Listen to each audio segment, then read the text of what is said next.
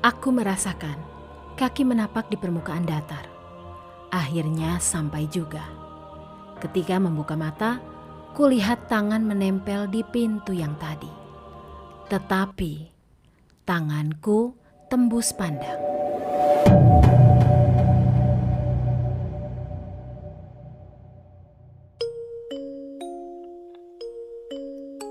Episode 14 Astral Projection.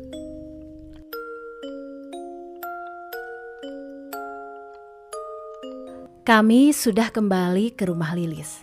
Sepulang dari rumah depan, Lilis lebih banyak diam. Dia sepertinya merasa aneh dengan sikap Pak Sanusi barusan. Kayaknya memang ada yang aneh dengan kamar itu, Han. Sekarang kami sudah ada di ruang tengah dan bisa menatap langsung pintu kamar belakang yang terkunci. Aku mengedikan bahu. Mau gimana lagi, Lis? Ya sudahlah, mungkin ada privasi di kamar itu. Pak Sanusi tidak mau sembarang orang tahu, jawabku. Aku menatap pintu kamar yang tengah kami bicarakan. Entah mengapa semakin dipandang, berasa semakin menjauh. Aku sampai mengucek mata dan menggeleng, berharap itu hanya halusinasi. Ketika aku buka mata, semuanya normal lagi. Kuhela napas lega setelahnya. Kulirik Lilis. Sahabatku itu tengah membuka beberapa kotak kue pemberian Pak Sanusi. Dia lalu menyuapi putranya. Aku beranjak berjalan mendekati pintu kamar belakang. Kuulurkan tangan menyentuh permukaan pintu, merasakan setiap ukiran yang ada pada pintu kayu jati itu. Tiba-tiba saja pandanganku menggelap, seperti ada tangan yang menutupi penglihatanku. Aku merasakan telapak tangan yang bersentuhan dengan pintu tadi seperti kesemutan. Kesemutannya terus menjalar ke tangan, lalu ke bahu. Aku tersentak, lalu kutarik segera tangan dari pintu. Sensasi apa itu tadi? Nafas terengah dengan tangan yang gemetar. Rasanya mungkin seperti kesetrum. Jujur, aku takut. Aku menoleh ke arah sudut ruangan ketika mendengar suara lelaki terbatuk. Dia ada di sana, berdiri di sudut ruangan dengan pakaian putih. Mang Aap, pria dari dunia lain itu mengangguk samar, seolah menyuruhku melanjutkan apa yang baru saja aku lakukan tadi. Aku menatap pintu di hadapanku kembali. Aku takut, tapi aku sangat penasaran dengan apa yang baru saja kualami. Aku mengucap bismillah dalam hati, lalu menyentuhkan lagi tangan ke pintu. Kali ini aku menutup mataku sendiri. Kuhela napas dengan teratur ketika sensasi kesemutan itu kembali. Bayangkan, tanganmu kesemutan, lalu ada yang menekan. Seperti itulah rasanya. Sensasi itu terus menjalar sampai ke bahu, lalu menyebar ke seluruh tubuh. Berawal dari ujung kaki lalu naik ke kepala. Kepala terasa berat, dada juga seperti tertekan. Seluruh kesemutan itu terasa semakin dahsyat di sekujur tubuh. Aku pasrah dan sangat penasaran dengan apa yang akan terjadi selanjutnya. Rasanya seperti ada yang menghimpit kuat tubuh kita, tapi kita masih bisa merasakan tubuh kita utuh. Setelah merasakan sensasi aneh itu, perlahan aku merasakan kesemutan di ujung kaki berangsur menghilang, di ujung tangan juga. Tekanan di dada dan kepala juga mulai melonggar seperti lepas begitu saja. Setelah itu, seluruh tubuh berasa ringan seperti kapas. Aku beranikan diri membuka mata perlahan. Tubuhku melayang di sebuah ruangan hampa berwarna abu-abu, persis seperti jurang tak berujung ketika aku meninggalkan istana Raden Damar. Aku memejamkan mata kembali, mencoba merilekskan tubuh dan membiarkan kemana semua ini akan berlabuh. Aku merasakan kaki menapak di permukaan datar. Akhirnya sampai juga. Ketika membuka mata, kulihat tangan menempel di pintu yang tadi. Syukurlah. Tapi tanganku tembus pandang. Aku menarik tangan lalu memandangi kedua tanganku tak percaya. Tubuhku memutar. Kuamati ruangan ini. Ini benar ruangan rumah Lilis. Hanya agak berbeda saja dari penataan perabotnya. Suara anak kecil menangis terdengar nyaring dari kamar. Apakah itu Arsyad? Aku berjalan mendekat ke kamar itu. Kulihat seorang anak lelaki berusia 3 tahun menangis di gendongan seorang wanita. Seorang pria ikut menenangkannya. Siapa mereka? Aku tidak mengenalinya. Kenapa mereka ada di rumah Lilis? Seorang anak laki-laki berusia sekitar 8 tahun memasuki kamar, menembus melewati tubuhku begitu saja. Bu, ini obatnya. Anak itu memberikan plastik kresek pada wanita yang dia panggil ibu. Amar, ambilin minumnya nak. Anak bernama Amar itu berlari lagi keluar, menembus tubuhku lagi. Tak lama dia kembali membawa cangkir berisi air. Ini obatnya nak, minum ya, rasa jeruk. Ibu itu membujuk anak balitanya menelan tablet kecil berwarna orange. Balita tadi masih menangis, walau tak segeras tadi. Anak itu menangis dengan rintihan, sepertinya dia memang tengah merasakan kesakitan yang teramat sangat. Hanya saja, anak seusia itu belum bisa mengatakan bagian mana yang sakit. Bagaimana ini Kang? Dari kemarin, Azam hanya kita beri obat pereda panas. Badannya masih panas seperti ini.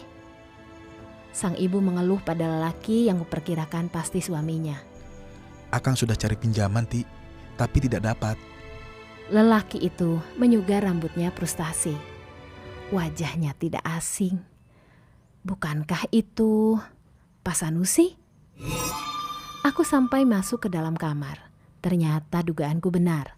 Lelaki itu adalah Pak Sanusi dan wanita itu istrinya, Bu Rohati. Di antara mereka tidak ada satupun yang menyadari keberadaanku. Apakah kejadian aneh tadi itu membuatku melakukan perjalanan ke masa lalu?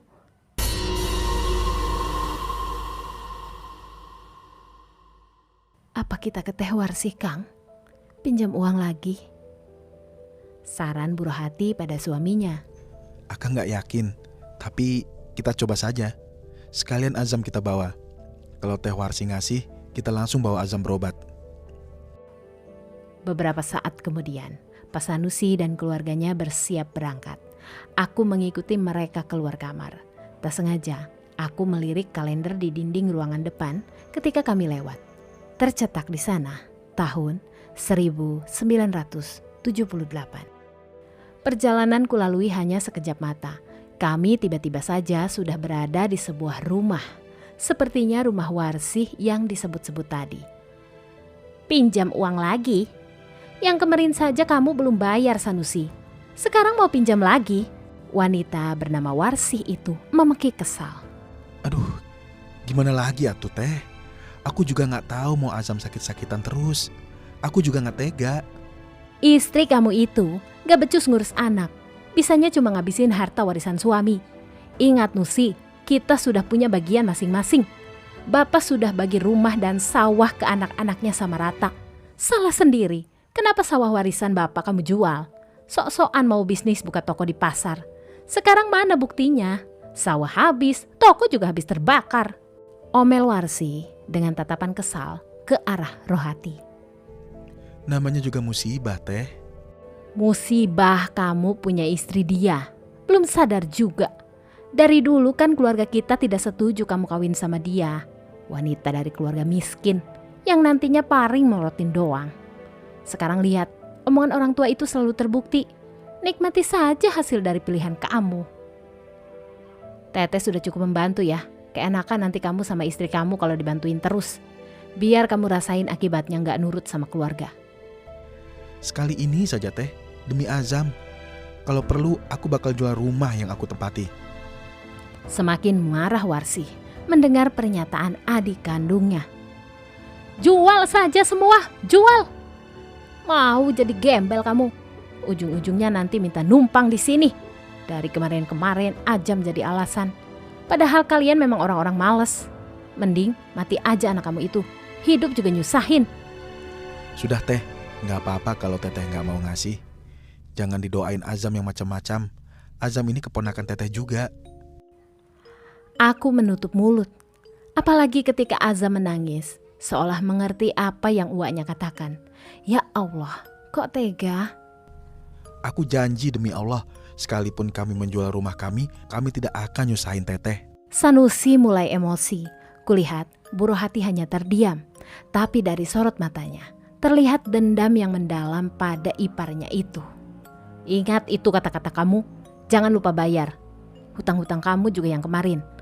Kalau rumah kamu sudah laku, itu uang pribadi aku Nusi, bukan warisan orang tua kita. Iya Teh. Pemandangan selanjutnya lebih mengharukan. Pengharapan mendapat uang untuk membawa putra bungsu mereka berobat terpatahkan. Di bawah hujan gerimis, keluarga Pak Sanusi berjalan pulang ke rumahnya. Azam ditutupi selimut tebal. Air hujan menyamarkan air mata sepasang suami istri itu. Mulut itu bisa lebih tajam dari belati. Kita terkadang tidak sadar kalau sudah menyakiti hati orang lain. Bagi mereka yang imannya terkikis, sakit hati akan terus bertumbuh menjadi dendam. Dendam bisa membuat orang berbuat nekat, Han. Itu suara Mang Aab. Aku belum melihatnya, tapi sudah mendengar suaranya. Keesokan paginya, Azam demam semakin tinggi. Amar yang menunggui adiknya, mengompres adiknya yang demam dengan handuk basah. Azam mengalami kejang dan hilang kesadaran. Tetapi anak sekecil Amar kala itu tak mengetahui keadaan adiknya. Tak berapa lama, Bu Rohati datang bersama seorang wanita yang penampilannya lebih mentereng.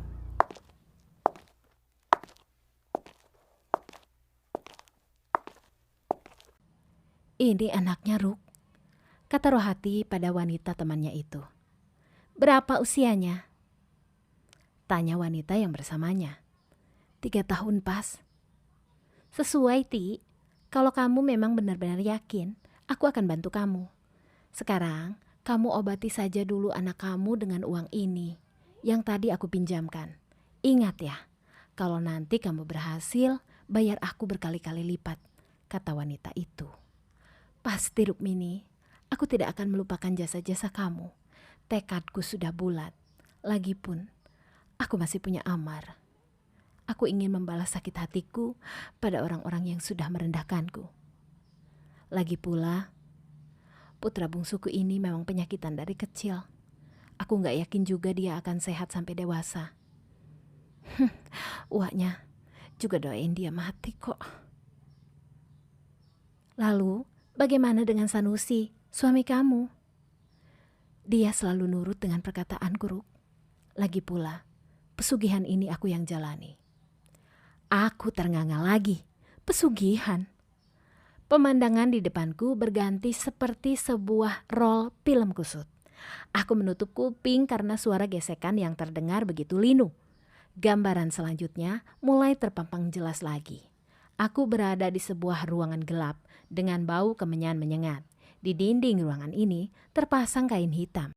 Ada satu tengkorak kepala kerbau sebagai hiasan di salah satu bagian.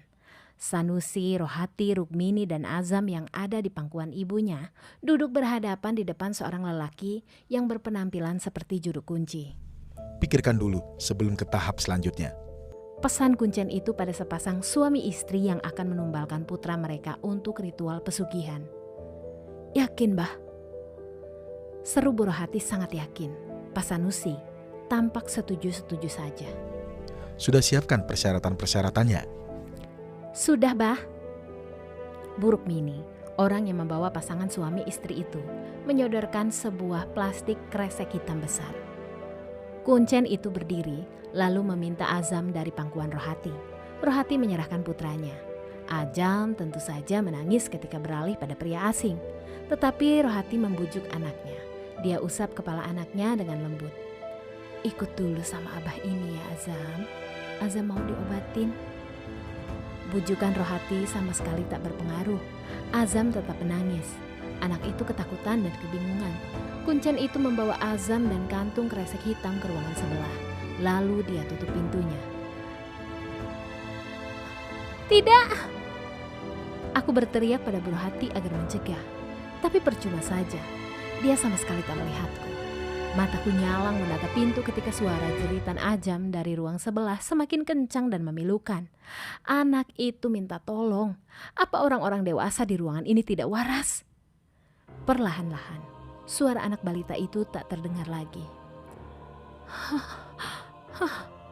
Aku meluruh ke lantai semen, tidak kuat. Tak berapa lama pintu ruangan sebelah terbuka. Kuncen itu menggendong jasad Azam yang sudah berbalut kain kafan. Dia lalu memberikan Azam yang sudah tidak bernyawa pada orang tuanya.